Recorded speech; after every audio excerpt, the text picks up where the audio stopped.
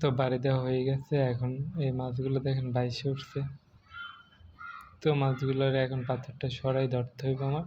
পাথরটা আমি এখন সরাবো। পাথরটা অনেক বড় সড়ো, তাই আমার সরাইতে খুবই কষ্ট হইতেছে। তারপর আমি জায়গায় সরাই ফেললাম।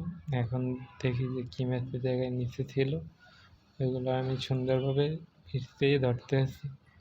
তো এক দুইটা তিনটা তিন চারটে এই জায়গায় পাইছি। এই দেখুন যে মাছগুলোরে এখন আমি আমার ভান্ড থেকে ডাললাম, ডাইলে এখন রান্না করে এক ছোটো ভাই খাইয়ে ফেলাবো। আপনাদের সাথে থাকুন যে দেখুন যে আমি কীভাবে রান্না করি মাছগুলো ধুইয়ে কুইটটা।